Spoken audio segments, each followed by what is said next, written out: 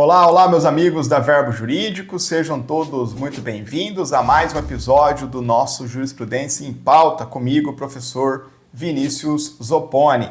É um prazer estar com vocês no episódio de número 127 para comentarmos o informativo 1205 do Supremo Tribunal Federal. Meus caros, tela cheia, começando o nosso encontro, avisos paroquiais de sempre, redes sociais à disposição de vocês, pode me chamar no Instagram, no grupo do Telegram, nossos materiais atualizados por lá. Seguimos firme e forte na nossa toada de estudo da jurisprudência do Supremo, para agora comentar o informativo 1205. Informativo 1205, informativo normal, 5 julgados e noticiados, dos quais 4 nós vamos estudar, vai ficar um quinto de fora que eu não vejo relevância para fins de concurso, mas, por sua vez, a gente tem alguns bons julgamentos dentre esses 4, tá bom? Já vamos começar num nível altíssimo. Eu quero começar com o tema 837 da repercussão geral. Esse é aquele tipo de julgamento que não é se vai cair, é quando, né? Evidentemente, esse cara vai cair e pode cair em qualquer prova de carreira jurídica. Vamos analisar, talvez, o julgado mais importante do nosso informativo. Então, meus caros, o Supremo, nesse tema 837 da repercussão geral, a Corte vai enfrentar uma questão muito importante, muito interessante. Uma ONG, uma ONG, será que ela pode fazer uma campanha pedindo que empresas retirem o patrocínio que elas, empresas, conferem a um determinado evento social? Porque essa ONG acha que esse evento viola interesses relevantes para a sociedade, viola direitos fundamentais, ou, no nosso caso aqui, viola o bem-estar dos animais. Olha que caso concreto interessante. É uma repercussão geral, lá no fundo sempre tem um caso concreto. Então, uma ONG que, se não me falha a memória, chama Projeto Esperança Animal, não é partido político, não é sindicato, não é órgão de imprensa, nada. Uma ONG, uma organização da sociedade civil, publicou lá no ano de 2007 ainda, uma campanha contra a festa de peão de boiadeiro lá de Barretos, a maior festa de peão do Brasil, né? Eu sou lá de São José do Rio Preto, interior de São Paulo, não dá nem 100 quilômetros de Barretos. Os hotéis de Rio Preto ficam cheios quando tem festa de peão em Barretos, né? E aí, meus caros, essa ONG fez uma campanha de mobilização para que as empresas que apoiavam e patrocinavam a festa de peão de Barretos deixassem de fazer esse patrocínio. E nessa campanha, o foco da ONG era o bem-estar dos animais, os touros lá que eram usados no rodeio. A ONG se concentrou em descrever os detalhes daquele sedem. Sedem é um artefato de couro, uma cinta, né, que é amarrada na virilha do touro ou do cavalo para intensificar os saltos, os corcoveios, que é o que dá a emoção ali para quem assiste, quem participa dos rodeios. E aí a campanha convocava os visitantes, as pessoas, a encaminhar para os sites dessas empresas patrocinadoras e-mails dizendo que elas não apoiavam aquele tipo de iniciativa e, portanto, aquilo era ruim para a imagem da empresa. O slogan da festa era: quem patrocina e apoia rodeios também tortura o bicho. Então era festa do peão sim, rodeio não. O que aconteceu? A organizadora da festa, salvo engano é um grupo, né, de pessoas chamado Os Independentes, foi até a justiça contra essa ONG. E a organizadora da festa de peão não pediu apenas a indenização por danos morais, à imagem, em razão daquela campanha. Não. O que a organizadora pediu ao judiciário fosse, além de indenização, que ela proibisse a ONG de continuar se manifestando contra o evento e proibição também da ONG de contatar os patrocinadores, de estimular esses contatos com os patrocinadores. E aí, a organizadora da festa ganhou a causa, conseguiu o que queria perante o juízo de primeiro grau e também perante o Tribunal de Justiça do Estado de São Paulo. E isso fez o caso chegar ao Supremo Tribunal Federal por meio de um recurso extraordinário em que a ONG basicamente alega a imposição de uma censura inconstitucional à atuação da ONG como um todo. O caso chega ao Supremo e duas questões vão ocupar aqui a corte, né? Primeiro, é uma questão de direito material. Qual é o limite da liberdade de expressão quando ela entra em rota de colisão, pelo menos em princípio, com a honra e com a imagem de outrem? Segunda questão, também grave, estruturalmente grave, importante, né? Que é o seguinte: qual é a repercussão desse tipo de ação judicial exitosa por parte da empresa que organiza lá a Festa do Peão em relação às entidades da sociedade civil? Será que uma ONG, uma entidade da sociedade civil pode ser processada e condenada sempre que uma campanha que essa entidade da sociedade civil emplacar causar algum prejuízo ao alvo daquela campanha? Então a gente tem várias discussões importantes aqui sobre a liberdade de expressão, o confronto com o direito à honra e à imagem, a possibilidade de intervenção do Poder Judiciário nessa matéria e quais são os reflexos, né, de se atacar judicialmente, com a chancela do Judiciário, uma entidade da sociedade civil que está fazendo lá uma campanha por um tema determinado, pedindo, né, ou conclamando a mobilização social. Discussão constitucional muito relevante, muito profunda. A gente vai percorrer aqui os temas relevantes subjacentes. Vamos organizar o nosso mapa de conceitos para a gente poder caminhar para a decisão do Supremo. Ponto de partida, evidentemente, é a liberdade de expressão na Constituição Federal, objeto de múltiplas previsões do texto constitucional. O artigo 5º, inciso 4º, vai garantir a livre manifestação do pensamento. O artigo 5º, inciso 9º, vai garantir a livre expressão da atividade intelectual, artística, científica e de comunicação. E aí a gente tem também o esquecido artigo 220, esquecido porque ele perde de importância para o artigo 5º, né? Mas ele é muito importante, né? Ele é extremamente relevante para a liberdade de expressão. Lá no 220, parágrafo 1º, nós temos uma previsão constitucional muito forte. Ela diz assim, ó: nenhuma lei pode conter um dispositivo que traga um embaraço, um obstáculo à plena liberdade de informação jornalística, vedando-se qualquer forma de censura de natureza política, ideológica e artística. Conjugadamente, todos esses dispositivos deixam bem claro que a Constituição Federal de 88 teve a grande preocupação de romper com as práticas autoritárias que se experimentou no Brasil durante o regime militar, que exigiam, inclusive, autorização prévia do Estado para a publicação de determinado conteúdo. Então, o foco da Constituição foi abolir essa construção, qualquer perspectiva de autorização prévia. O foco da Constituição está em proibir a censura, proibir a chancela prévia do Estado para veicular um tipo de conteúdo.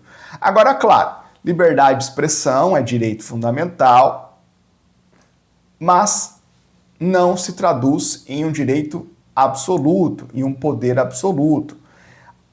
Há muito o que se dizer sobre como modular a liberdade de expressão, mas no direito brasileiro nós temos caminhado ao lado da solução adotada pelas maiorias das democracias na contemporaneidade. No Brasil, trabalha-se com o binômio liberdade de expressão, porém com responsabilidade a posteriori. Liberdade de expressão com responsabilidade a posteriori. Então, você é livre para se manifestar, o Estado não vai intervir a prioristicamente antes em relação ao que você vai falar. Agora, você vai responder pelas consequências da sua fala, da sua expressão, se houver um excesso, se houver um extrapolamento dos limites da liberdade de expressão. Mas a responsabilidade é sempre posterior, nunca anterior. E esse binômio liberdade com responsabilidade comporta ou acopla-se a uma vedação à censura prévia. A censura prévia é uma triagem de conteúdo antes dele ser exteriorizado. O nosso modelo jurídico é liberdade com responsabilidade. Posterior. Então você expressa e, se houver excesso, responde pelas consequências. O Estado não pode proibir a manifestação antes dela acontecer. O que o Estado pode fazer, no máximo, é habilitar a responsabilidade, viabilizar a responsabilidade daquele que agiu, que se expressou, que usou da liberdade de expressão de maneira abusiva. Então, é uma diferença estrutural entre censura, que é uma proibição prévia, e responsabilização, que é uma sanção posterior. Claro que a gente vai entrar numa questão subsequente que vai dizer respeito sobre quais são os limites da liberdade de expressão. E esse é um outro tema que a gente vai tocar nele aqui no julgamento, na questão de mérito do Supremo Tribunal Federal. Liberdade de expressão é um direito fundamental, porém não é de caráter absoluto. Ele vai encontrar espaços de contenção, barreiras de contenção. Então, você não pode usar da liberdade de expressão para ofender a honra de alguém, imputando calúnia, imputando um crime falso a uma pessoa. Você não pode usar da liberdade de expressão para promover discurso de ódio. Ah, mas isso significa censura prévia. Eu já sei previamente que eu não posso fazer isso. Não, aí você está embananando as coisas, né? Veja, você pode falar, mas se você conhece a compreensão do tema e você internamente já sabe que aquilo que você quer expressar vai incorrer num limite, não é o Estado que está te bloqueando, te censurando. Você contém a sua liberdade de expressão, você autocontém a sua liberdade de expressão, porque você sabe que o conteúdo que você está cogitando de expressar é tido por ilícito. Então, o que o Estado não pode fazer é bloquear a liberdade de expressão. E ele não o faz. Agora, o Estado vai, especialmente por meio do judiciário, colocar limites que vão ser o cercadinho dentro do qual a liberdade de expressão vai poder ser viabilizada. Fora disso, se houver liberdade de expressão, se houver a expressão com conteúdo abusivo, vai haver responsabilidade. Tá claro? Espero que tenha ficado tranquilo esse ponto. Mais um conteúdo importante aqui para vocês, né? Liberdade de expressão é direito fundamental, mas não tem caráter absoluto. Todavia, a liberdade de expressão tem uma posição preferencial no ordenamento jurídico brasileiro. Guarda essa construção, tá? Teoria da posição preferencial ou da preferred position da liberdade de expressão. O que é isso? A liberdade de expressão é um valor absolutamente essencial para a vida em democracia. A vida em democracia pressupõe uma livre circulação de ideias para que a sociedade tenha acesso às mais diversas perspectivas sobre os temas que ocupam a praça pública e, a partir dessa ampla circulação de ideias, né, desse mercado amplo de ideias, a sociedade se posiciona e orienta as suas decisões. O consenso na vida em sociedade, a construção do consenso, pressupõe uma multiplicidade de ideias na praça, na arena pública de debate. E por isso, por ser algo imprescindível para o próprio funcionamento da vida em sociedade, numa democracia, a liberdade de expressão acaba ocupando uma posição preferencial. Veja, não estou dizendo que é uma posição que lhe confere um caráter absoluto. Não. Liberdade de expressão é direito fundamental e, como todo direito fundamental, é relativo, encontra limites, sim. Mas a liberdade de expressão tem uma posição preferencial. Isso significa que a liberdade de expressão, quando colidir com outros direitos fundamentais, ela tem uma vantagem prévia no processo de ponderação. Quando a liberdade de expressão colide com outros direitos, como, por exemplo, honra e imagem, ela não está em pé de igualdade. Ela está numa posição preferencial. A ponto dela sempre ganhar? Não, porque se fosse isso seria absoluta. Mas não é. É apenas uma posição de vantagem prévia no processo de ponderação para a gente ver qual é o bem jurídico que vai prevalecer no caso concreto. E aí a consequência é a de que o ônus argumentativo de quem quer restringir, conter, relativizar a liberdade de expressão é maior. Quem pede a responsabilização pelo excesso, pelo abuso da liberdade de expressão, vai ter que demonstrar de forma clara, robusta, encorpada, que a manifestação ultrapassou os limites do aceitável. Não basta alegar prejuízo, não basta alegar que se sentiu ofendido. É preciso uma demonstração mais substancial. Então, isso é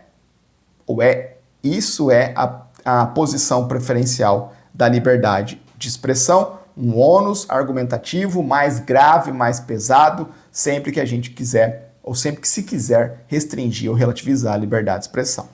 Próximo conceito importante aqui para a gente deixar na mesa, o chilling effect, ou o efeito resfriador. Chilling de resfriar, gelar, né, do inglês. O efeito resfriador.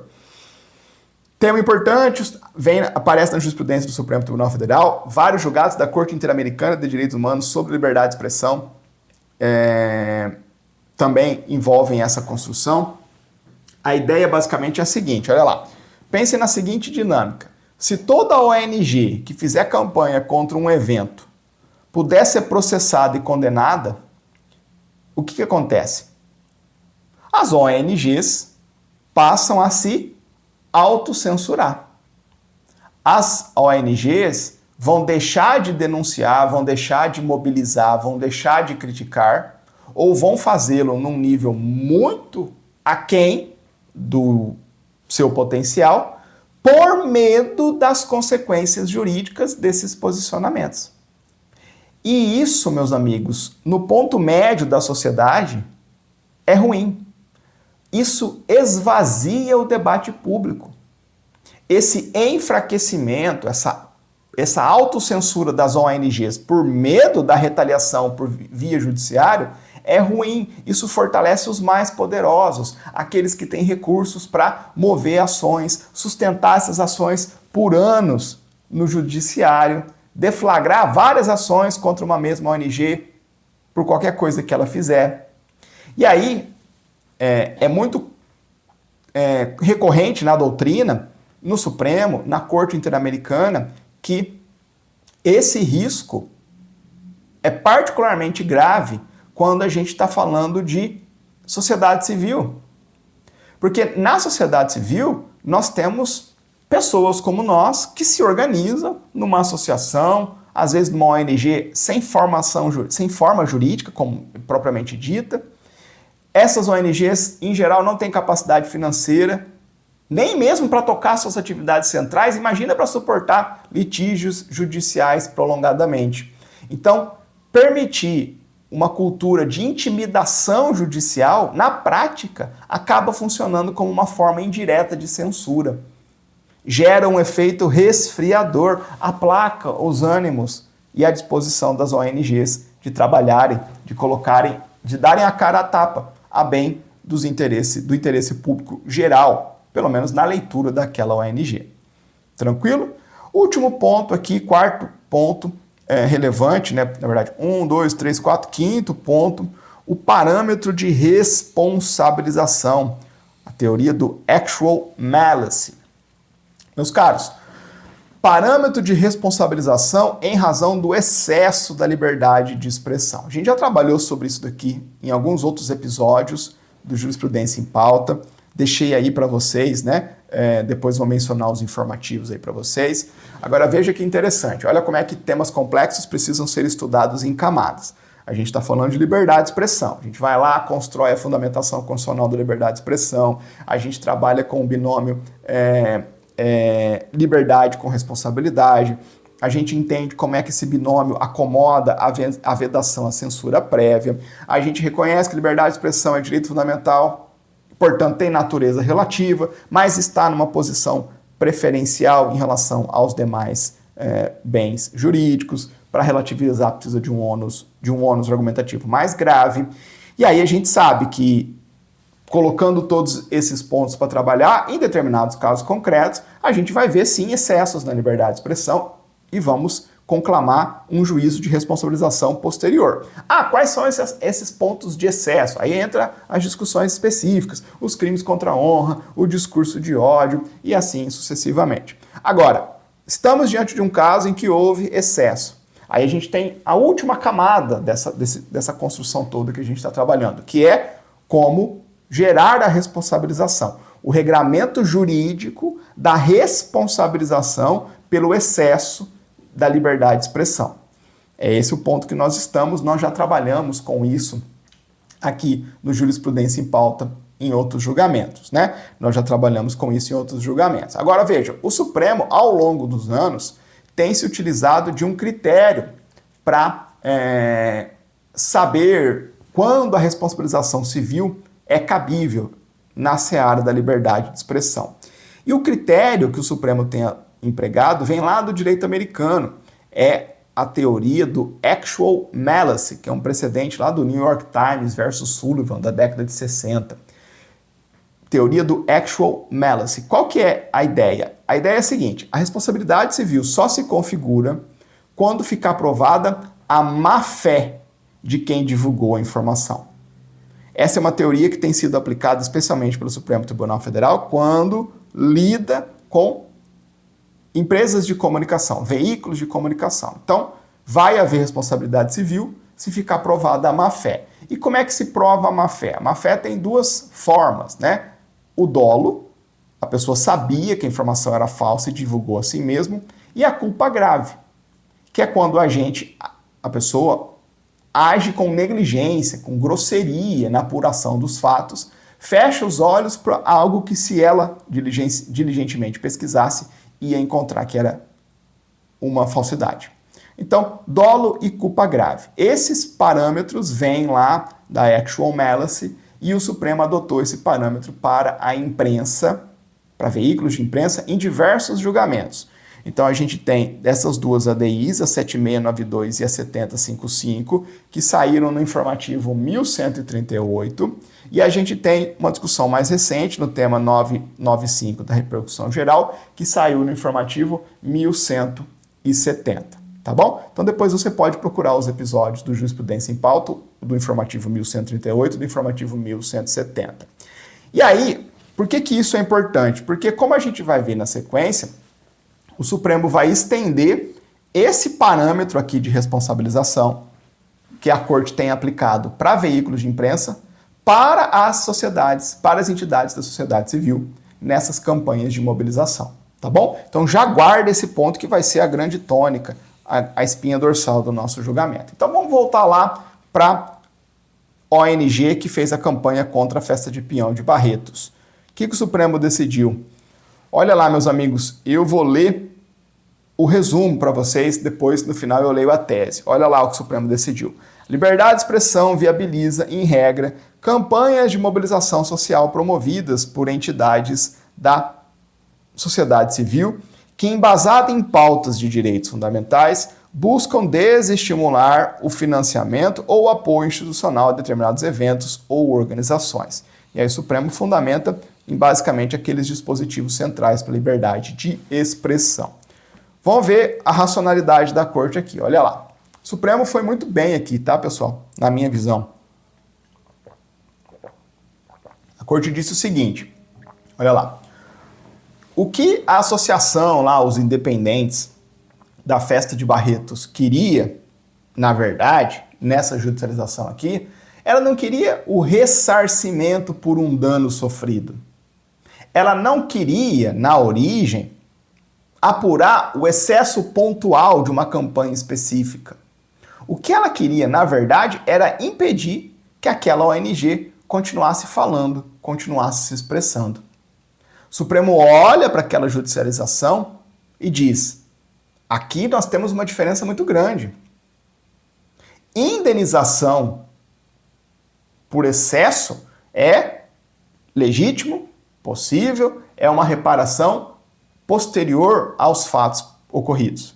Agora, o que a empresa queria, a festa, os organizadores da festa lá queriam, era uma proibição judicial de uma manifestação futura por parte da ONG. E isso tem um nome, chama censura. Censura travestida de tutela judicial. E censura, independentemente de onde vem, inclusive do judiciário, é categórica e expressamente proibida pela Constituição Federal. Então, naquela ação judicial originária, além dos danos morais, havia um pedido de abstenção, havia um pedido de que a ONG fosse proibida de contatar os patrocinadores, de manter o conteúdo lá da campanha no ar. Tudo aquilo era um pedido de interdição, de censura na liberdade de expressão da ONG. E o judiciário não pode fazer isso. As instâncias ordinárias, juiz de primeiro grau, TJ de São Paulo, concederam aquilo que a Constituição expressamente tem por inconstitucional. E aí, olha só que ponto interessante agora. Para fundamentar a proteção àquelas campanhas de boicote, o Supremo recorreu a um exemplo conhecidíssimo do direito comparado, que tem um paralelo muito grande aqui. Quando eu fiquei sabendo da distribuição desse tema 837, e ele é antigo, né? Na hora me veio à cabeça, e que bom que eu acertei aqui, sinal que alguma coisa de certo eu estou estudando, o Supremo lembrou aqui do caso Lute. O caso Lute.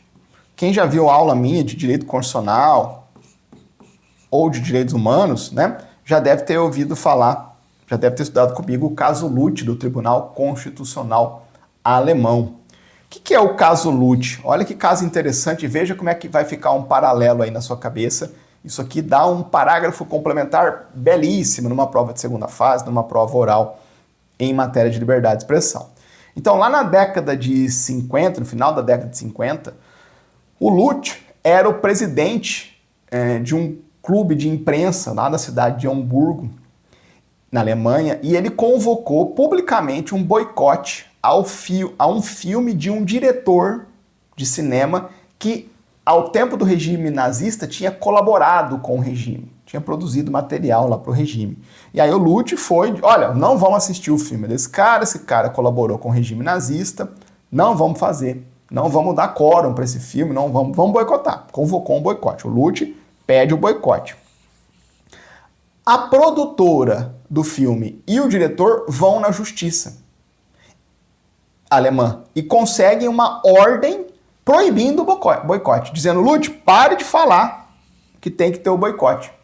Questão chega no Tribunal Constitucional Alemão e o Tribunal Constitucional Alemão vai e reforma a decisão da Justiça Alemã de primeiro grau. O Tribunal Constitucional Alemão diz assim, ó, convocar um boicote, por mais que gere dano econômico, é uma forma legítima de manifestação do pensamento. E aí o Supremo vai, o paralelo é quase que literal, né? A ONG é o Lute, no caso concreto aqui. O paralelo aqui é direto. Assim como o Lute lá tinha o direito de se manifestar contra o cineasta, a ONG de defesa da causa dos animais tem o direito de se manifestar contra práticas que ela considera cruel. E nessa manifestação tem o direito de tentar convencer os patrocinadores da festa a retirar o seu apoio. Interessante, né? Caso Lute, ele é importante por diversos fundamentos. Sabe por que o caso Lute é importante também? Além da questão de fundo, liberdade de expressão, o caso Lute é um dos precedentes do Tribunal Constitucional Alemão em que se concebeu a eficácia horizontal dos direitos fundamentais. Porque a relação ali era entre entes privados, né? O Lute, em particular, e a produtora do filme, o diretor do filme. E o Tribunal Constitucional Alemão disse, essa relação aqui também é regida pelos direitos fundamentais. Direitos fundamentais também incidem aqui. A liberdade de expressão do Lute é um direito fundamental e alcança, inclusive, do outro lado, um ente particular, a produtora do filme e o cineasta. Fechado? Beleza. Outro fundamento importante aqui para a validação do exercício da liberdade de expressão, estou terminando já. Discussão.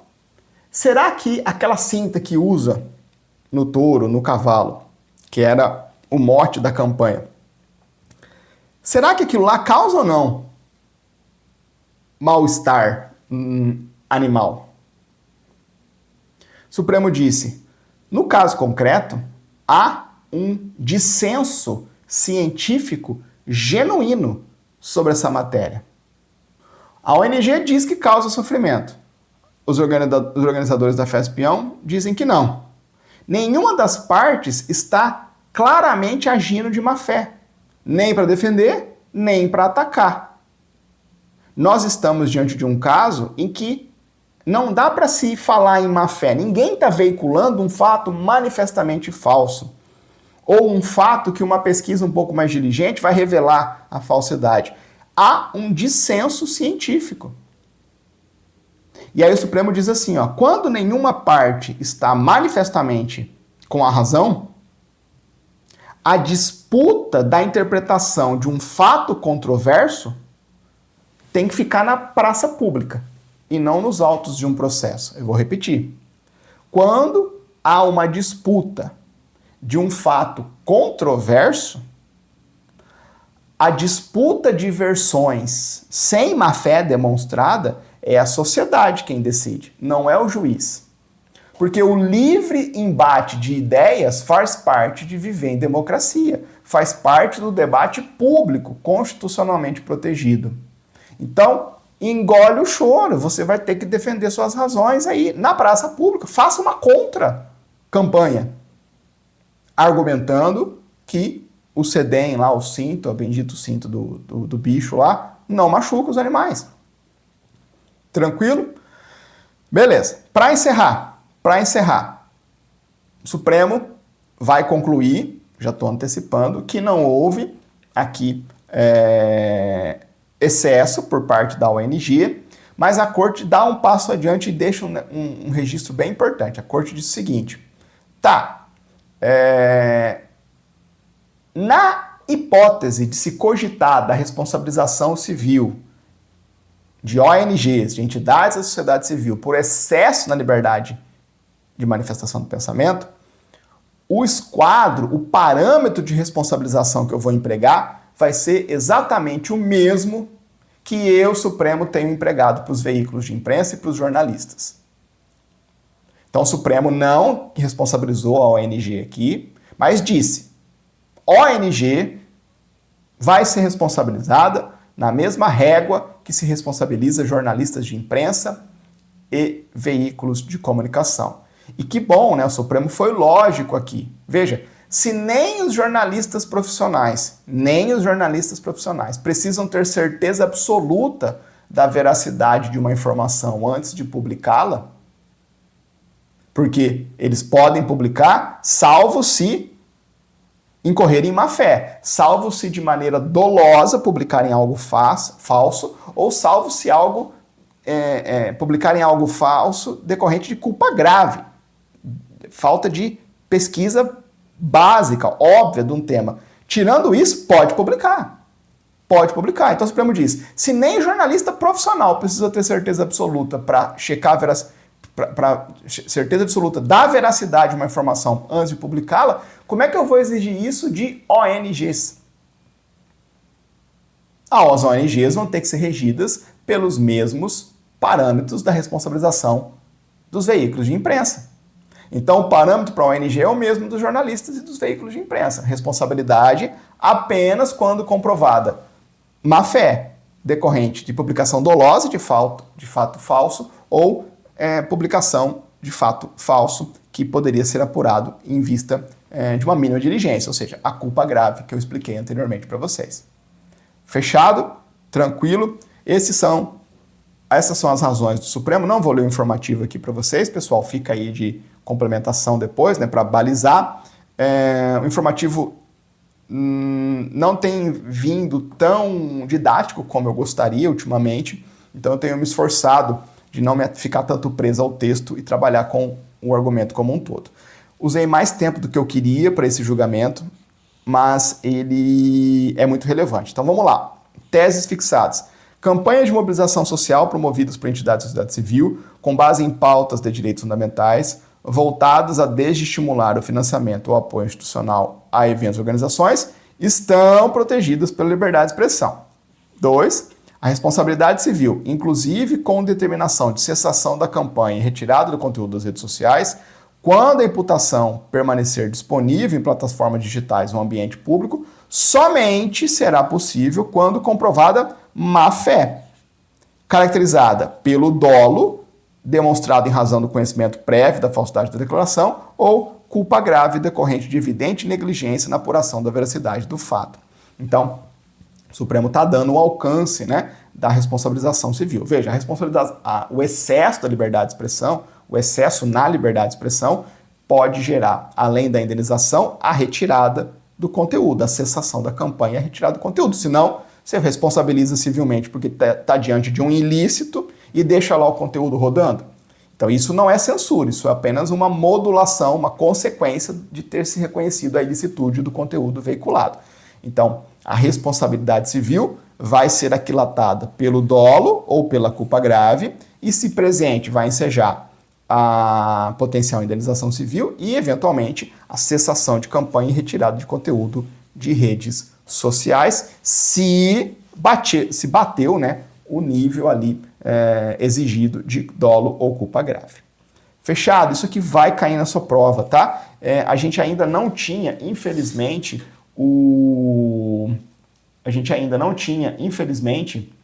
a íntegra do julgamento. Eu não tinha para preparar a aula, a ementa, não saiu ainda. A gente está muito perto do informativo da semana, né? Até gosto de estar um pouquinho mais distante para poder ter acesso a isso daí.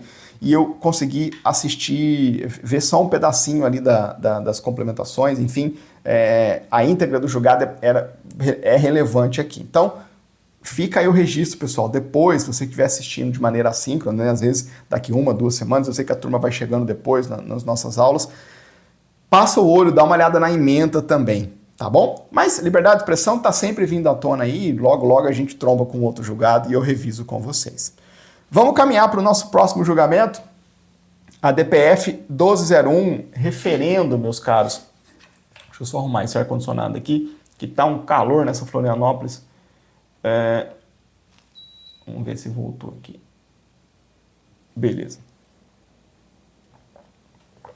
A DPF 1201. Vem comigo.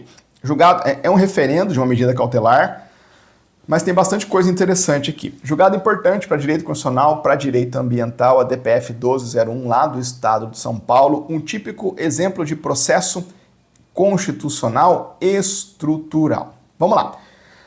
Meus caros, talvez você lembre disso, especialmente se você mora em São Paulo, né? Agosto de 2024, São Paulo vive um dos piores meses de incêndios florestais na sua história. Acho que foi o pior mês.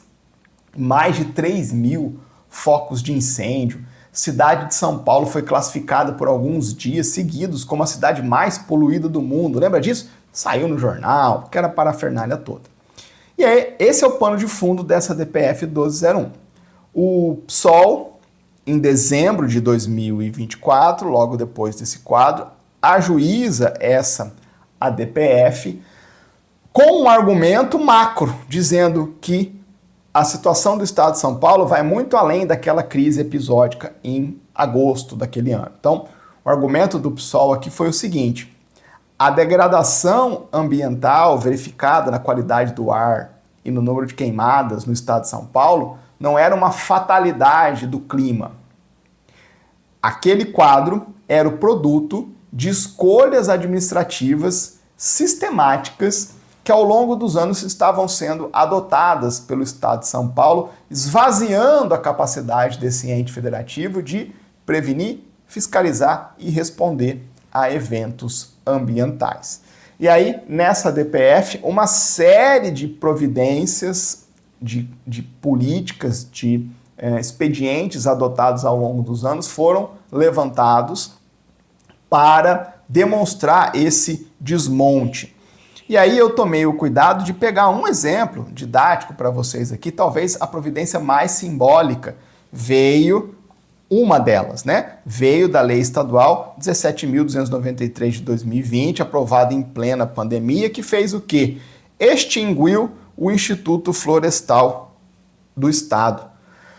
Então, em plena pandemia, embalado lá naquela preocupação com um pacote de ajuste fiscal, vem essa lei e extingue o Instituto Florestal do Estado de São Paulo, uma instituição lá de 1911, né, com mais de um século de história, responsável pela criação e conservação de dezenas de unidades de conservação. E junto com essa extinção tem o desmantelamento dos quadros técnicos.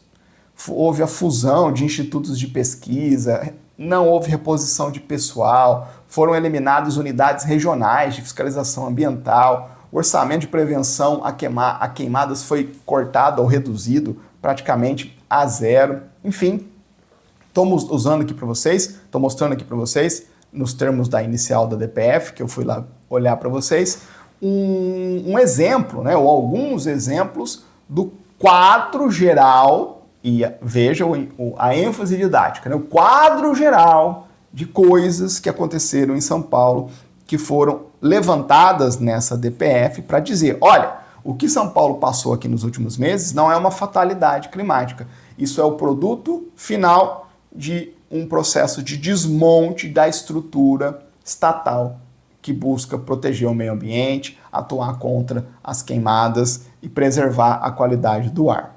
Então, nessa DPF, o Supremo vai enfrentar questões estruturais do Estado de São Paulo. O desmonte progressivo dessas estruturas estatais de proteção ambiental e como é que isso impacta no dever do Estado de proteger o meio ambiente, artigo 225 da Constituição Federal. Vai examinar, como todo o processo estrutural, o cabimento e a legitimidade dessa intervenção judicial estrutural para cessar retrocessos e os limites, né, dessa atuação do judiciário diante do princípio da separação dos poderes. Essas duas questões aqui sempre se fazem presentes em processos de ordem estrutural. Estamos ainda diante de um referendo pelo Pleno, de uma cautelar, que foi dada pelo ministro Flávio Dino, mas, de todo modo, a gente tem aqui um conteúdo bom para sua prova. Vamos lá, meus amigos, de maneira bem objetiva aqui, né? Antes de entrar nos fundamentos da decisão, vamos revisar algumas coisas. Primeiro, a proteção constitucional ao meio ambiente, previsão do artigo 225 da Constituição Federal. Todos têm direito ao meio ambiente ecologicamente equilibrado, bem de uso comum do povo, essencial à sadia qualidade de vida. Em razão desse direito, há um dever que alcança toda a sociedade e o poder público. Dever do poder público, dever da coletividade, de defender, de preservar o meio ambiente para as presentes e as futuras gerações. Estamos diante, ainda que um dispositivo lá do título 8º da Constituição Federal, não está no artigo 5º, evidentemente, né? Mas isso aqui é um direito fundamental, protegido pela cláusula pétrea do artigo 60, parágrafo 4º da Constituição Federal, ainda que um direito fundamental fora do rol do artigo 5º. E por ser um direito fundamental, nós temos deveres por parte do Estado. Deveres esses que se traduzem também em posturas positivas, deveres de ação, de proteção. O Estado não pode ficar simplesmente inerte e não pode, muito menos, desmontar as estruturas que garantem esse direito. Segundo ponto importante, princípio da proibição do retrocesso ambiental ou socioambiental, né? Também chamado de efeito cliquet. Já ouviram falar do efeito cliquet? Outra coisa que eu explico nas minhas aulas de direitos fundamentais, de direitos humanos, né? O efeito cliquet. Isso aqui caiu numa prova do MPF faz uns 200 anos. O efeito cliquet. Isso aqui é uma analogia que vem do alpinismo. Lá no alpinismo, o cliquet é um dispositivo que impede o escalador de deslizar para baixo, conforme ele avança. Então, é uma analogia no sentido de que a proteção de direitos humanos e direitos fundamentais é apenas para o mais e não para o menos. Não se pode retroceder na proteção.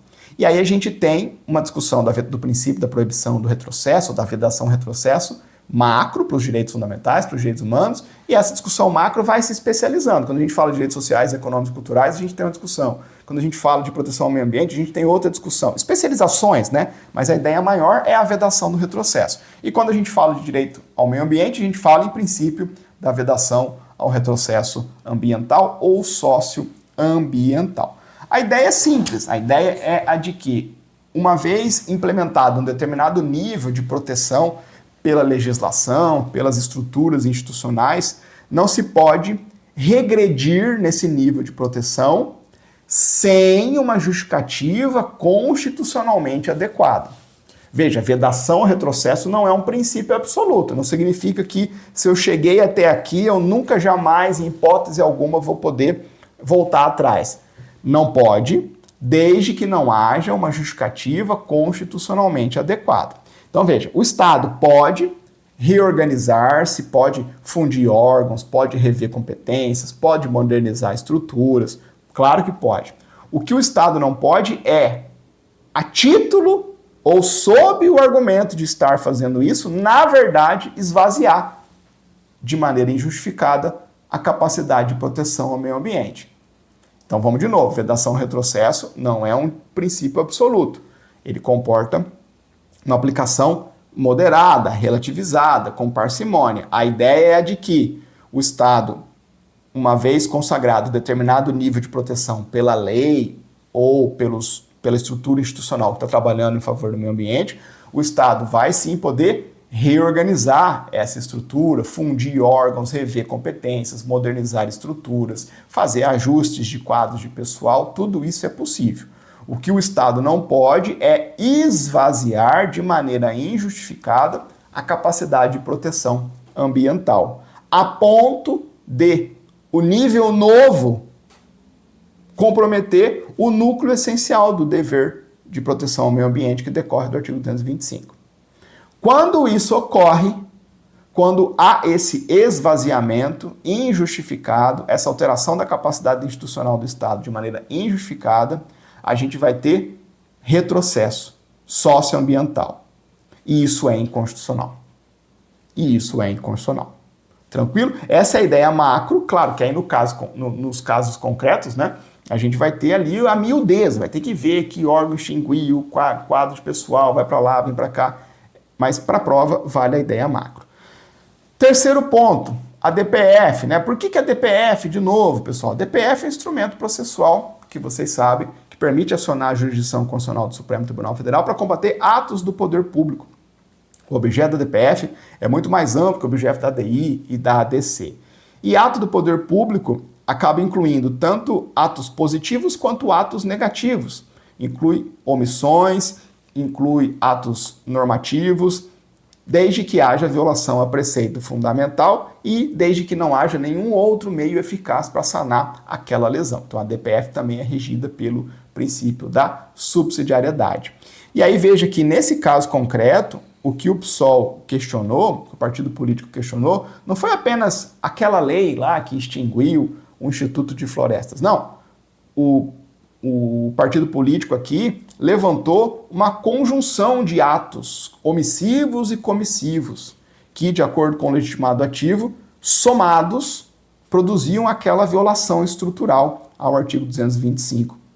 Tranquilo? Então, justamente esse é um ótimo caso de cabimento da DPF, né? Não tem como enfrentar esse tipo de problema de maneira difusa, pegando ato por ato isoladamente. Você tem que atacar o quadro como um todo. E a DPF tem servido como a válvula de escape, ou a válvula de entrada, de chegada no Supremo Tribunal Federal desses problemas de ordem estrutural. Falando em estrutural, o próximo ponto é o processo estrutural, né? A gente está acostumado, a gente foi treinado e pensado, especialmente nós, os mais antigos, para o processo judicial comum, litigioso, comum, o juiz vai lá, recebe uma lide, um conflito de pretensões, conflito de interesses qualificado com uma pretensão resistida, o conceito de lide, de carne lúde, é A contra B, o juiz equidistante conhece do caso, pelo contraditório e profere uma sentença e pronto, o processo tem um fim. Nós estamos aqui diante de uma nova perspectiva de atuação do Poder Judiciário, é o processo estrutural, que tem uma lógica completamente diferente, né? A gente tem processo estrutural em primeiro grau de jurisdição, na comarca, na Justiça Federal, que depois sobe para os tribunais respectivos. Em geral, o processo estrutural no primeiro grau, no chão de fábrica da Justiça, vai por meio de ações coletivas, especialmente ações civis públicas, mas a gente tem também processo estrutural no Supremo Tribunal Federal. E, de novo, o principal veículo para se levar questões estruturais para o Supremo é a DPF.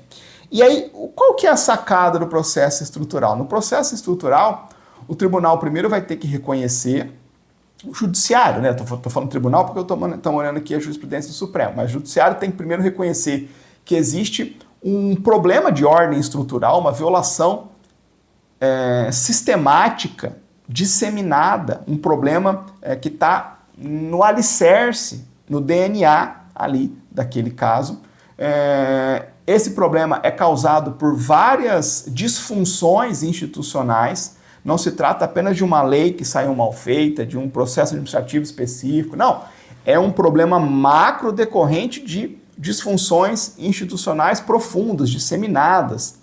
E aí, esse quadro não vai ser resolvido com uma ordem simples, atacando uma lei ou um ato administrativo específico. Então, a gente está diante de um problema macro, que tem causas também macros, causas também de grande amplitude, e aí a decisão do judiciário também vai ter que ter a mesma proporção. A gente está diante de uma violação massiva, sistemática de direito fundamental, causada por uma atuação transversal, deficiente do Estado. O judiciário vai entregar a sentençazinha básica, acostumada de sempre? Não. O tribunal, o judiciário, no caso o Supremo, também vai ter que adotar uma decisão de ordem estrutural. Um programa de medidas e de reformas com um prazo específico, com metas, para poder atacar o problema como um todo.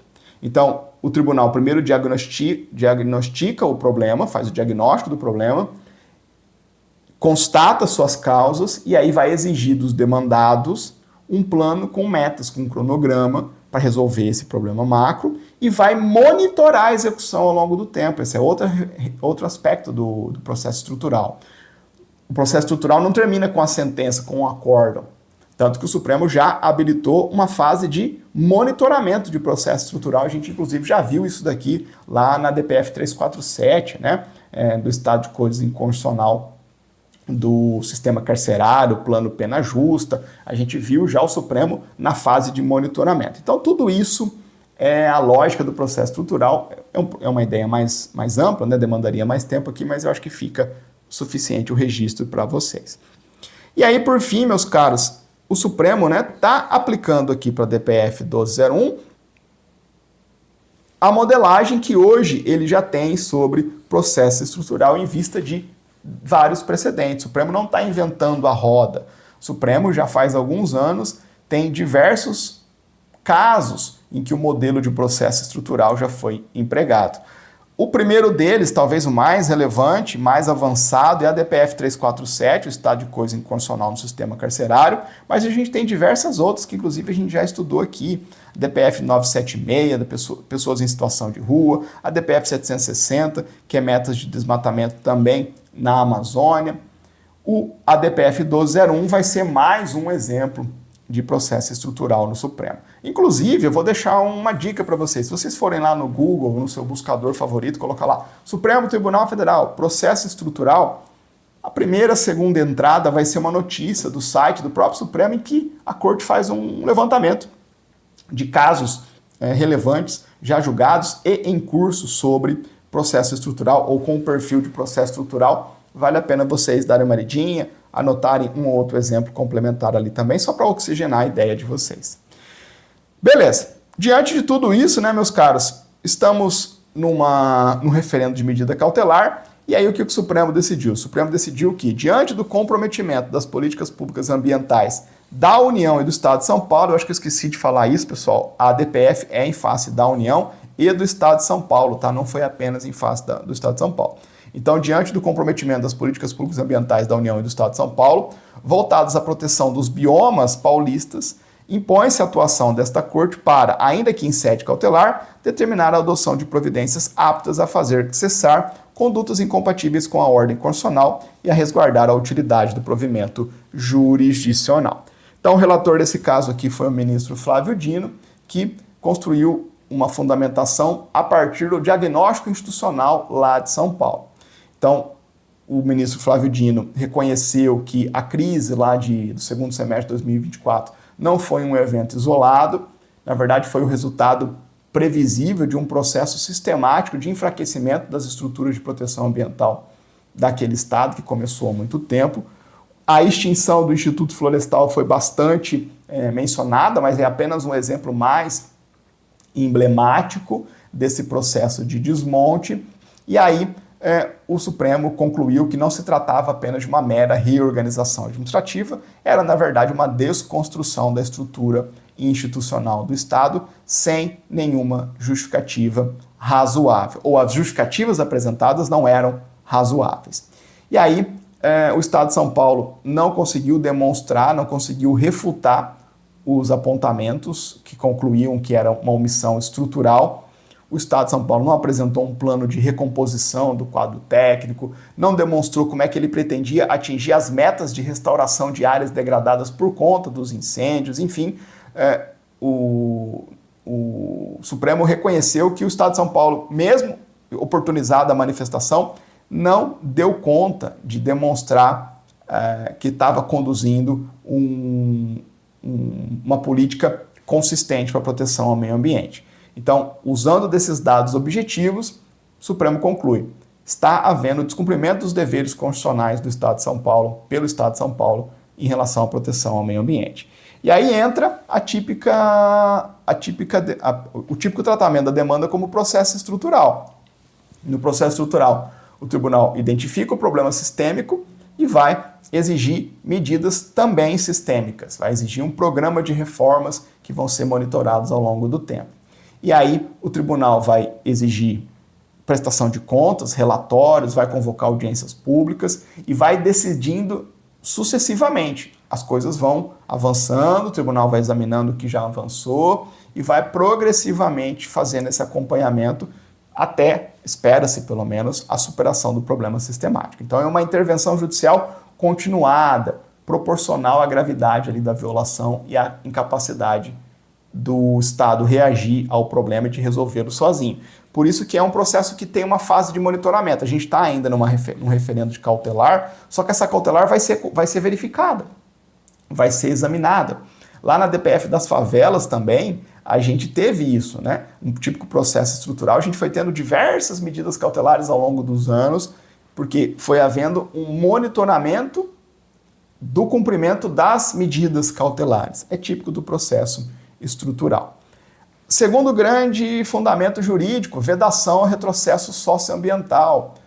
O Supremo disse o seguinte: olha, reorganizar a estrutura do Estado pode, extinguir órgãos, fundir institutos, pode, desde que o produto dessa reorganização mantenha a capacidade institucional de proteção ambiental. Então a gente pode ter dois desenhos completamente diferentes. Desenho 1 era um arranjo, o Estado vai lá, reorganiza, chega no desenho 2. Totalmente diferente. Ok, legítimo, mas a capacidade de proteção ao meio ambiente tem que ter sido mantida em um nível equivalente. O que não pode é, sob a justificativa de estar fazendo esse movimento, esvaziar de forma progressiva e injustificada a capacidade operacional do Estado de cumprir os deveres decorrentes do artigo 225.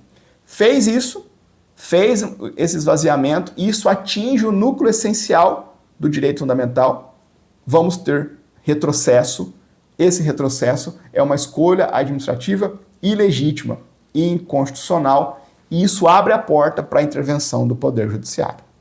Fechado? Esses são essencialmente os fundamentos da decisão, e aí a Corte, né, vai lá e vai fixar uma série de providências quanto à União, quanto ao Estado de São Paulo, em geral voltadas aqui, né, na informações, olha lá, no prestação de informações, apresentação de planejamento e cronograma relativos a regularização e recuperação ambiental, cumprimento de metas, recomposição de quadro técnico. Então, medidas de ordem estrutural sendo exigidas pelo Supremo, ainda que a título de medida cautelar referendada pelo Pleno.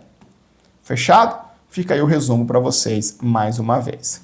Vamos caminhar, temos mais 2 julgamentos aqui, questões agora um pouco mais mundanas, mais básicas, mais pé no chão. Quero falar agora sobre o tema 1180 da repercussão geral. Veja esse julgado sendo cobrado especialmente em magistratura e também para carreiras federais como um todo. Olha lá.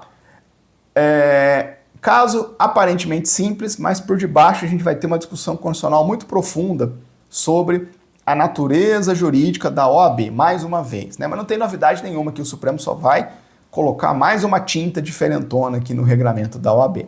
Meus caros, o caso concreto foi o seguinte: existe uma lei federal, a lei, essa aqui eu não conheço de cabeça, a lei 12.514 de 2011, que fixou um teto de R$500 ou 500 pila, como dizem aqui em Santa Catarina, para as anuidades cobradas por conselhos de fiscalização profissional. Então, existe essa lei, é um dado de realidade, estou te falando aqui, artigo 6º, parágrafo 1º dessa lei aqui. E essa lei fixou, olha, o máximo da anuidade que o conselho profissional, que um conselho de fiscalização profissional pode cobrar são R$500. Aí vai um advogado, ajuiza uma ação no Juizado Especial Federal, porque ações relativas ao OAB tramitam na Justiça Federal, por isso que eu falei que isso aqui é julgado mais para concurso federal.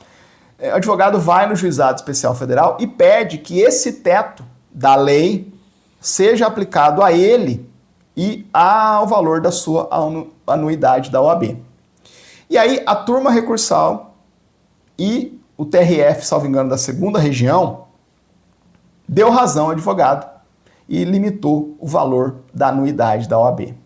E aí o Conselho Federal da OAB interpõe um recurso extraordinário que chega ao Supremo Tribunal Federal e nele se reconhece a repercussão geral e cá estamos. Questão constitucional que o tribunal vai ter que examinar aqui, ou as questões, né? Primeiro, a possibilidade de equiparação da OAB aos demais conselhos de fiscalização profissional para os fins específicos de aplicação dessa lei que fixa o teto. Segundo, questões já conhecidíssimas aqui no Supremo, natureza jurídica da OAB e, eventualmente, as suas diferenças em relação aos demais conselhos profissionais. E aí, uma aplicação do Estatuto da OAB, que é uma norma específica, versus essa lei, que é uma norma geral na fixação das contribuições anuais dos advogados. Então, essas são as questões jurídico-constitucionais que a gente vai ter que examinar. Meus amigos, bora lá. Para entender essa decisão, alguns pontos importantes para a gente revisar. Primeiro, conselhos de fiscalização profissional e sua natureza jurídica. Isso aqui você, em princípio, estuda adequadamente lá no direito administrativo, tá bom?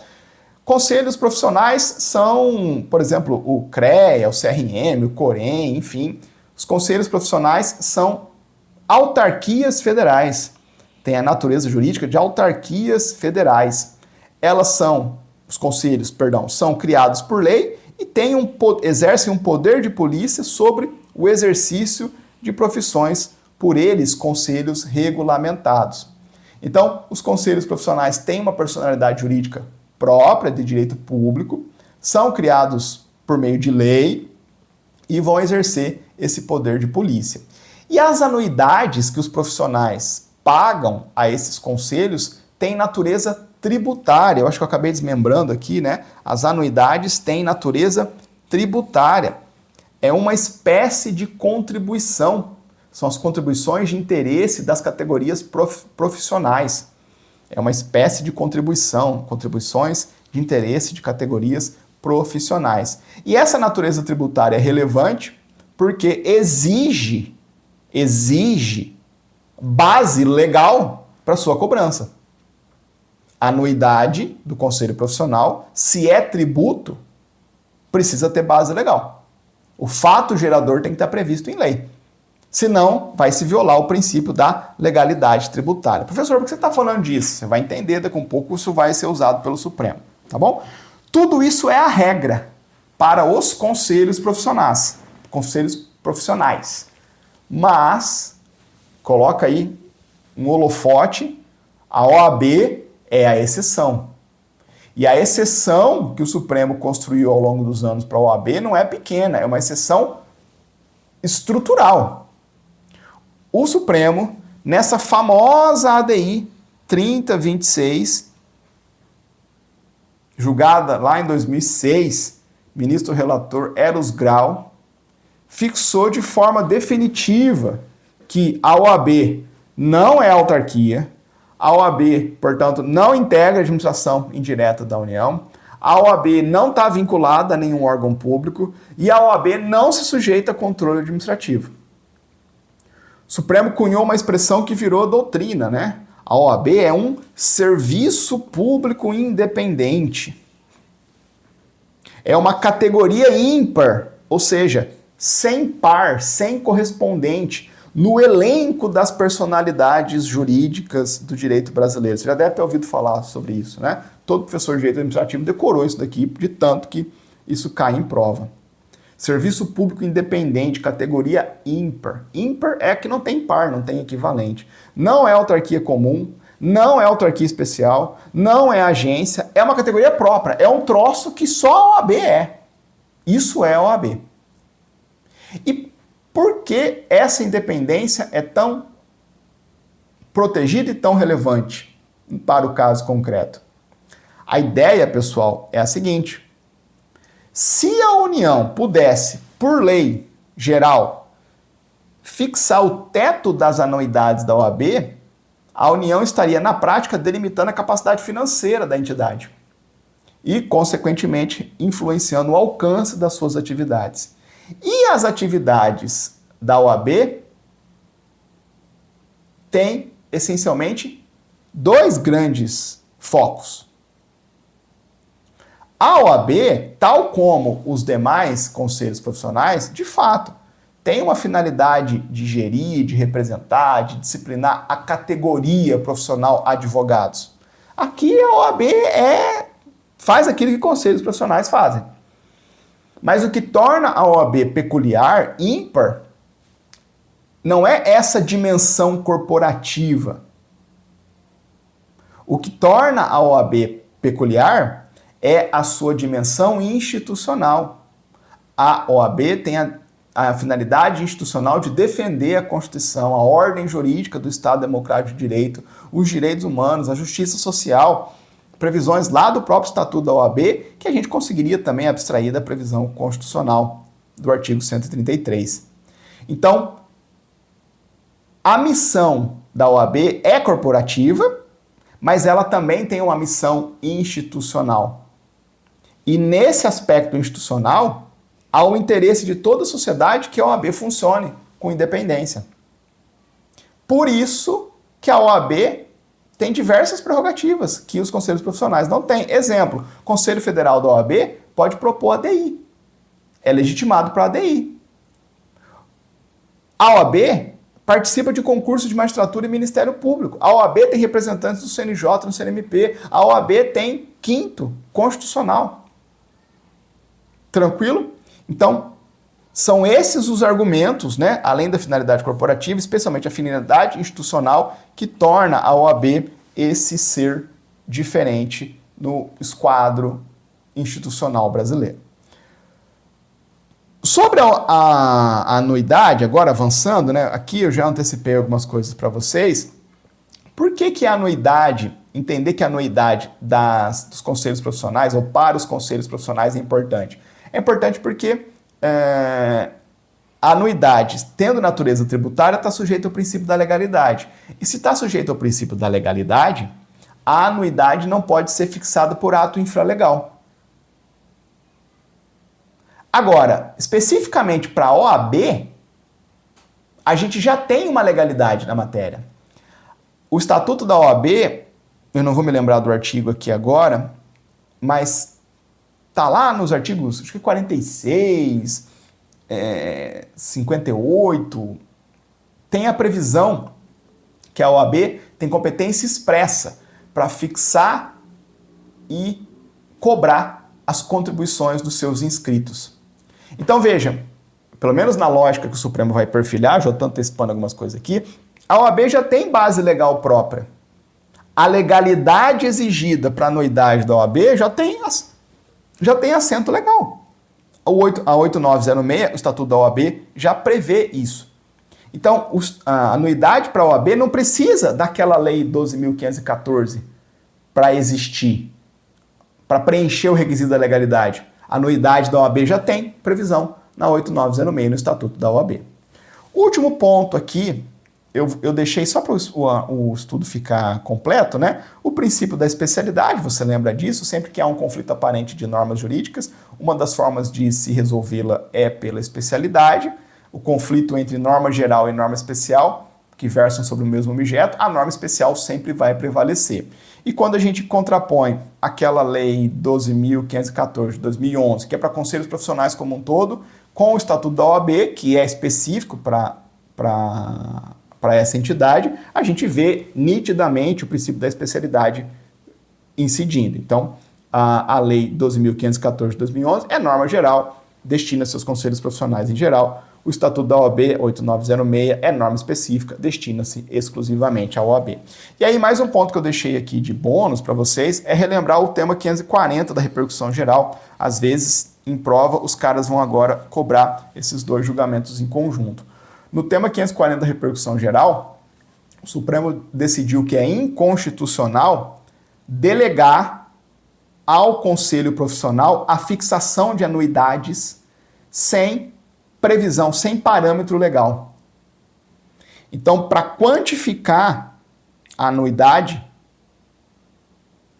tem que ter previsão legal fixando os parâmetros.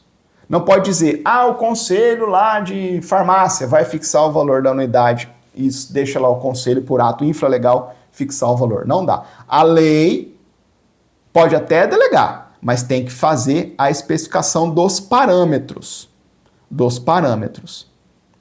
Tranquilo? Porque aí quando o ato infralegal for estipular o valor, ele na verdade está apenas aplicando a lei, porque os parâmetros têm base legal. Senão você vai ter de novo violando o princípio da legalidade tributária, já que anuidades é espécie tributária.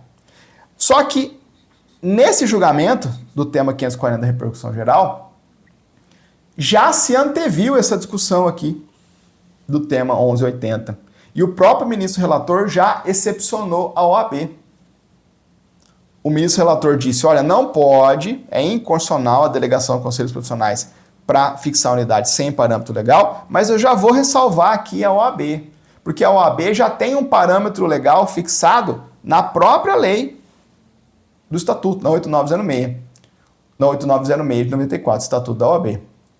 Tranquilo? Então, eu quero que você tenha esse tema 540 na sua memória, que eu antevejo o examinador fazendo confusão aqui, tentando falar que esse tema foi superado pelo 1180, ou fazendo, enfim, relações inapropriadas aqui. Fechado? Tranquilo? Então, acho que com essas premissas a gente pode examinar. E aí, o que o Supremo decidiu aqui, pessoal? O Supremo deu razão para o Conselho Federal da OAB, evidentemente, né? O Supremo disse o seguinte, o dispositivo lá da Lei Geral dos Conselhos que fixa o teto não se aplica à OAB. Por quê? Por tudo aquilo que o Supremo tem dito há 20 anos. Porque a OAB é um serviço público independente. A fixação e cobrança das contribuições anuais de advogados são regidas especificamente, olha o critério aqui da especialidade, pelo Estatuto da OAB, pois a OAB possui finalidade institucional, além das corporativas, E aí, uma vez que aí o Supremo vai lá e copia tudo e cola, inclusive a categoria ímpar, toda aquela construção que a gente já viu. Então, essencialmente, meus caros, o Supremo aplicou o princípio da especialidade e disse: o regulamento da OAB é específico. E no regulamento da OAB não excede o teto da 12.514.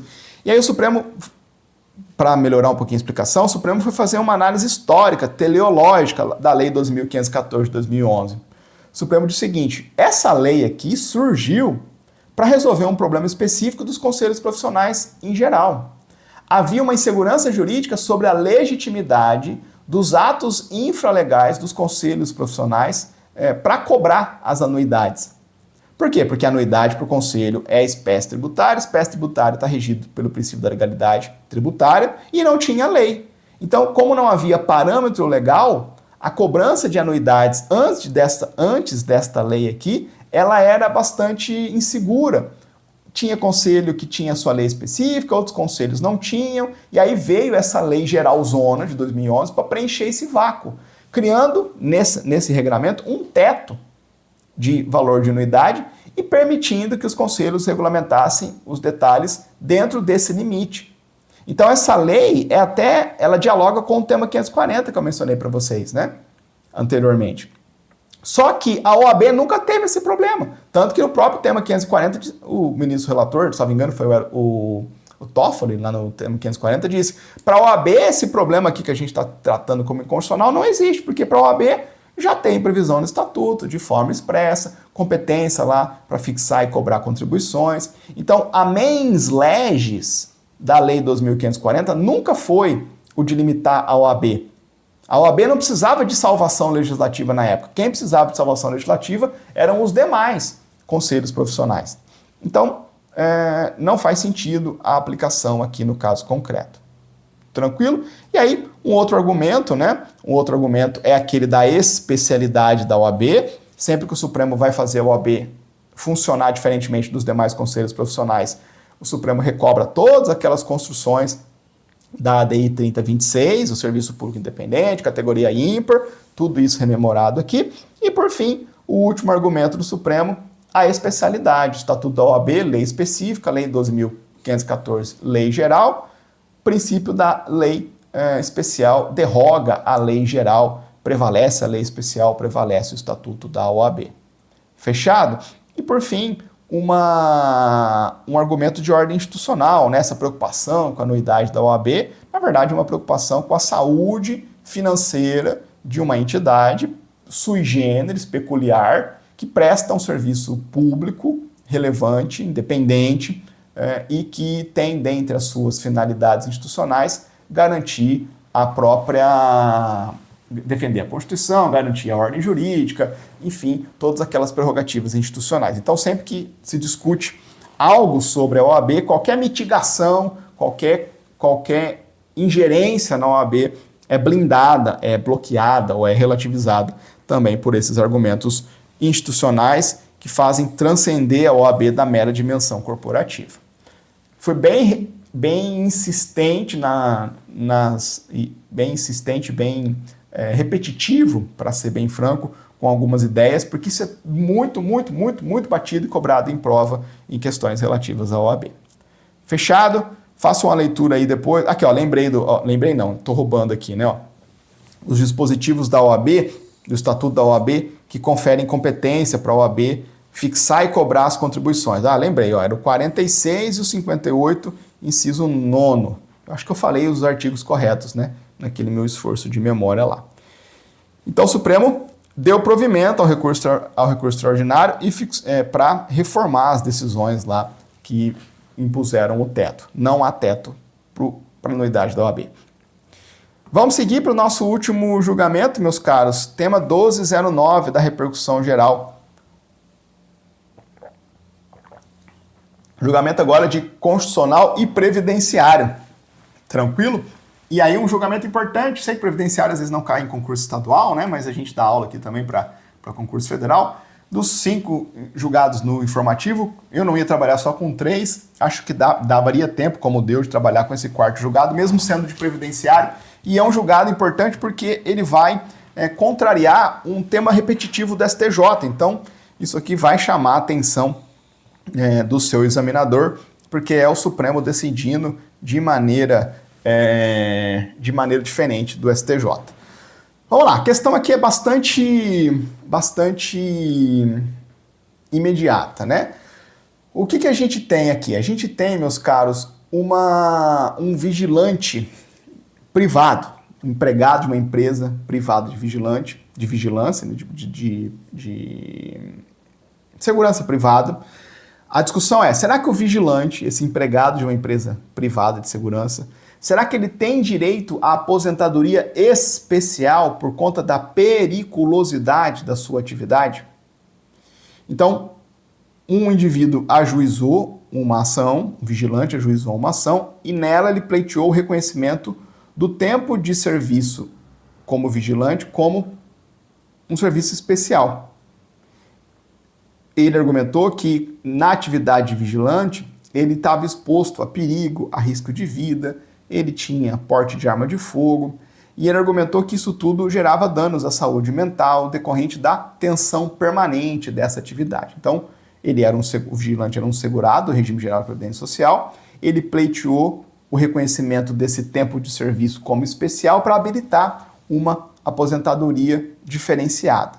O INSS nega essa aposentadoria diferenciada, ele ajuiza uma ação judicial e esse tema, meus amigos, no STJ foi decidido favoravelmente.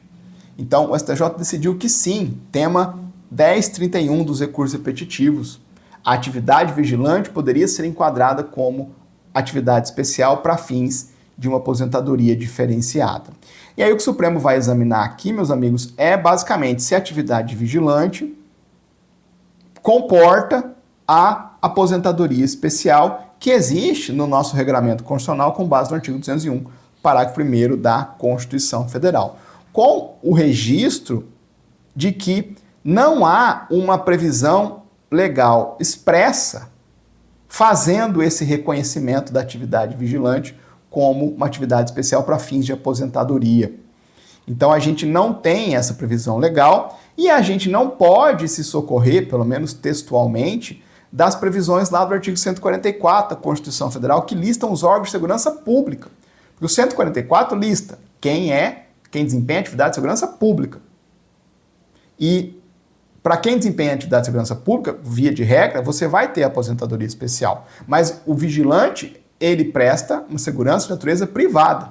Então, essas são as questões constitucionais essenciais aqui, né? Basicamente, o alcance do vigilante na perspectiva de uma aposentadoria especial, com base no artigo 201, parágrafo 1º da Constituição Federal. Algumas revisões aqui para vocês de maneira mais objetiva. Primeiro ponto é justamente a previsão do artigo 201, parágrafo 1º. Meus caros, a regra geral do regime geral de previdência social é que todos os segurados precisam cumprir os mesmos requisitos para ter acesso à aposentadoria. Porém, a Constituição Federal admite exceções, admite um tratamento diferenciado para alguns grupos determinados. Hoje, a gente tem a redação do 201, parágrafo 1º da Constituição Federal, nos termos da emenda constitucional 103 de 2009. Né? Então, hoje, um dos grupos engloba, por exemplo, aquelas atividades que sejam exercidas com efetiva exposição a agentes químicos, físicos, biológicos prejudiciais à saúde. Mas a pormenorização desses critérios, ou seja, desses casos, dessas hipóteses de aposentadoria especial, estão sujeitos a uma reserva de lei complementar. Então esse ponto é bastante importante. Sem lei complementar, não vai existir um direito subjetivo específico para esse benefício da aposentadoria especial. E aí a discussão que se coloca é se o judiciário vai poder substituir o legislador e estender essa perspectiva de aposentadoria especial para casos que não estão contemplados textualmente na Constituição e nem na lei complementar respectiva. Outro ponto importante é a diferenciação entre as modalidades de aposentadoria especial. E aqui eu vou ser bem superficial, meus amigos, porque isso cai só em direito previdenciário mesmo, né? O que não é tão disseminado, salvo concursos federais e uma coisinha ou outra.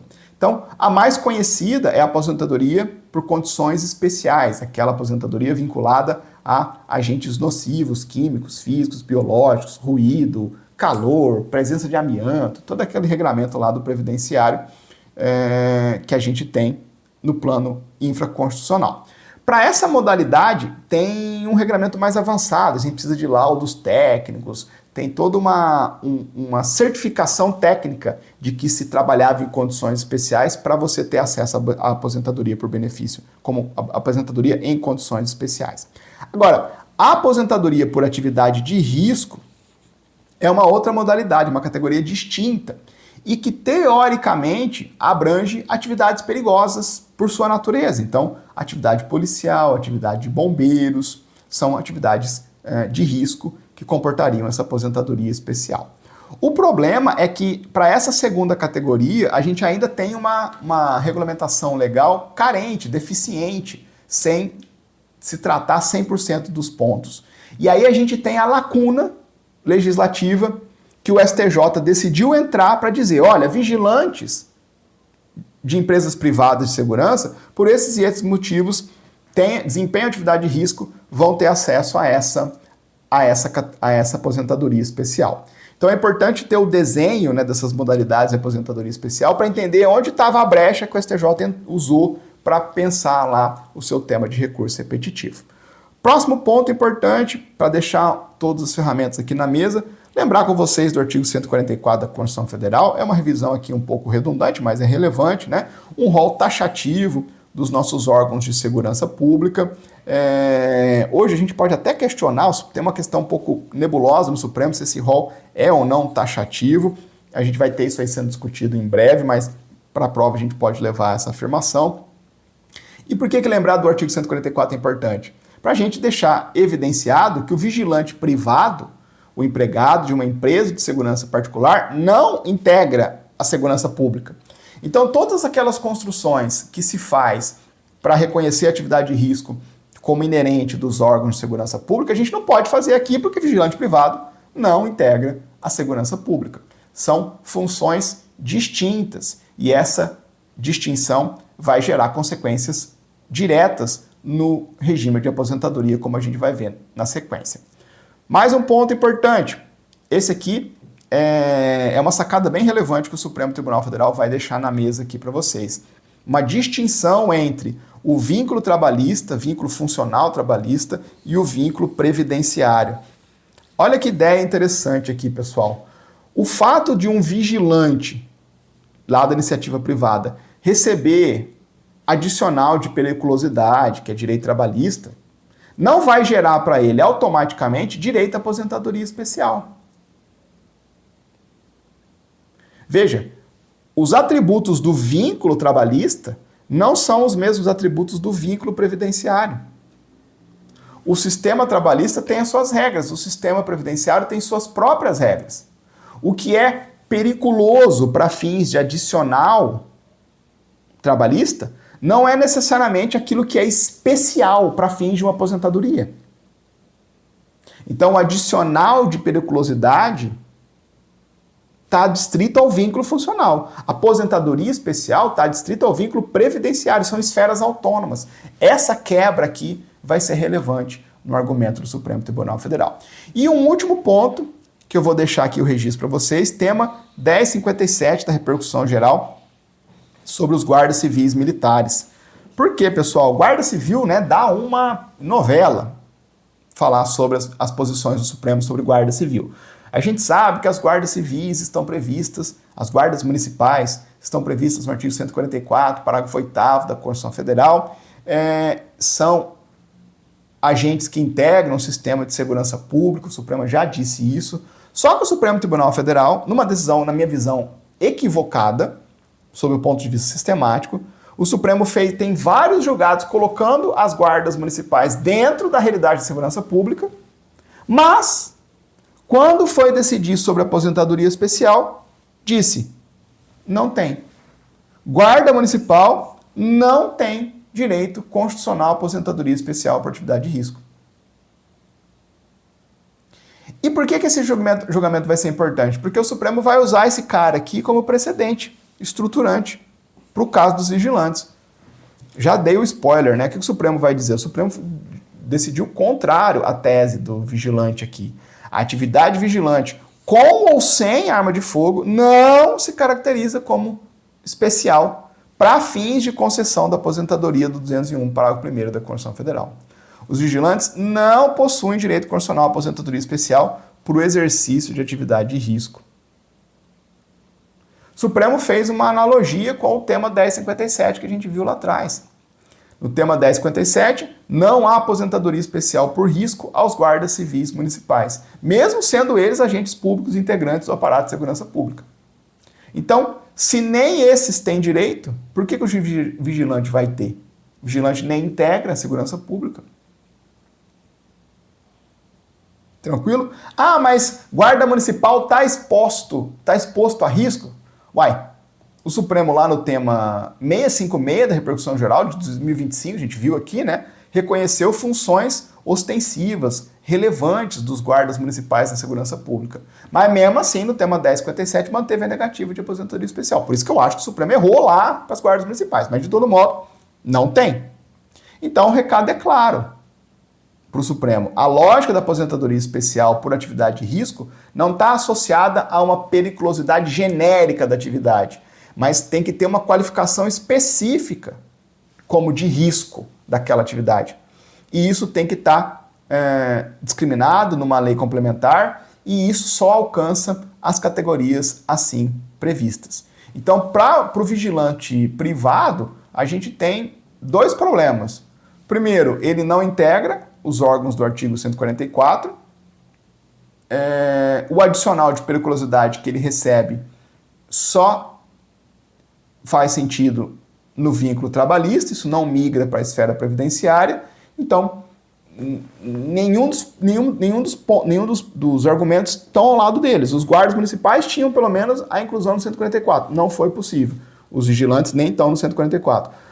Os vigilantes vão falar que eles recebem adicional de periculosidade. O Supremo vai dizer, periculosidade é trabalhista. Aqui a gente está no previdenciário, é outra esfera. Então, por duplos argumentos, o Supremo nega a aposentadoria especial para os vigilantes. E aí o Supremo também bate, né, na decisão do STJ, dizendo, olha, a gente tem que cuidar com o sistema aqui. A gente tem que cuidar com o sistema. Se a mera periculosidade da atividade bastasse para o enquadramento da aposentadoria especial, a gente poderia cogitar de uma série de outras atividades que não estão listadas em lei complementar, que teriam direito a uma aposentadoria especial. Vamos falar que o trabalhador da construção civil não trabalha numa atividade periculosa? Um motoboy. Claro que é atividade periculosa. Se a gente for pensar dessa maneira mais finalística, né? Então o Supremo diz, a gente tem que pensar no sistema. Se a gente abrir essa porta sem base em lei complementar, a gente está comprometendo a racionalidade financeira de todo o regime geral de previdência social. Então, com base nesses argumentos, o Supremo vai lá, expressamente supera a tese do STJ, que decidia em sentido contrário, e nega a aposentadoria especial aqui, para os vigilantes privados. Tranquilo? Beleza? Chegamos ao final desse nosso episódio. Comentários ao informativo 1205 do Supremo Tribunal Federal. Foi um prazer estar com vocês nesse nosso encontro.